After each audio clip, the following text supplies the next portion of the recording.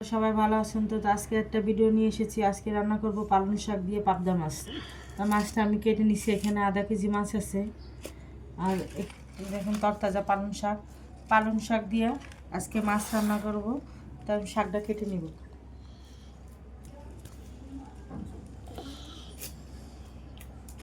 শাকটা কেটে নিলাম। এখানে আমি দুই আটি শাক আছে, এখানে আছে। আমি শাকটা কেটে নিলাম, ছোট ছোট করে টুকরো করলাম। মাছটা দিয়ে নিব, মাছ ছিঁড়ে দেখাইনি, মাছটা দিয়ে নিব। শাকটা কেটে নিচ্ছি, শাকটাও দিয়ে নিব। এখানে আমি দুইটা পেঁয়াজ কুচিয়ে নিচ্ছি, 4টে কাঁচামরিচ। আমি তেল দিয়ে দিচ্ছি পরিমাণ মতো। এখানে 1 চামচ হলুদ, 1 চামচ ধইনা, 1 চামচ রসুন আদা, এটা আমি দিয়ে দিব। এখানে কাঁচামরিচ আর পেঁয়াজ বাটার, এটা আমি দিয়ে দিলাম।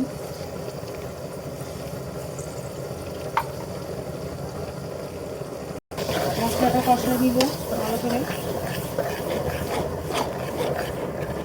দিয়ে নিচ্ছি, মাছটা দিয়ে দিব।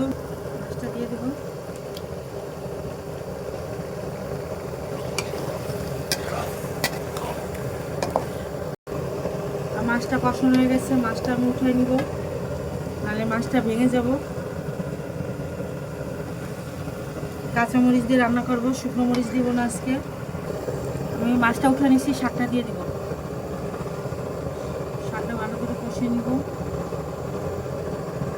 শাকে একটু পানি দিয়ে দিব পরিমাণ মতন, বেশি দিব না, পানি বেরোবো শাকে। আপনাদের ডেকে দেবো 10 মিনিটের জন্য। শাকটা উঠিয়ে নিব, 10 মিনিট হয়ে গেছে। দেখেন শাকটা কত সুন্দর হচ্ছে। আপনারা এভাবে রান্না করবেন শীতের দিনে, যা দিয়েই রান্না করবেন অনেক মজা লাগে। এক এক করে মাছটি দিয়ে দেবো,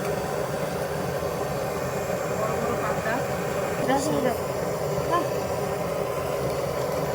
ঢাকনাটা উঠে নিব। হয়ে গেছে প্রায়। একটু লবণ কম হয়েছে, একটু লবণ দিয়ে দিলাম। আপনারা পরিমাণ মতন দিবেন। আমি স্টোভের চুলায় রান্না করতেছি বলে এত শব্দ। বাড়িতে গ্যাস নাই, পুরন ঢাকায় গ্যাস থাকে না।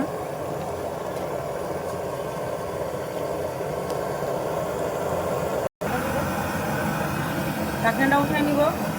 দেখেন আমার তরকারিটা হয়ে গেছে, কত সুন্দর কালার হয়েছে। আমি কাঁচামরিচ দিয়ে রান্না করছি, কাঁচামরিচ দিয়া পালং শাক, পাবদা মাছের ঝোল, খেতে অনেক মজা লাগে শীতের দিনের তরকারি।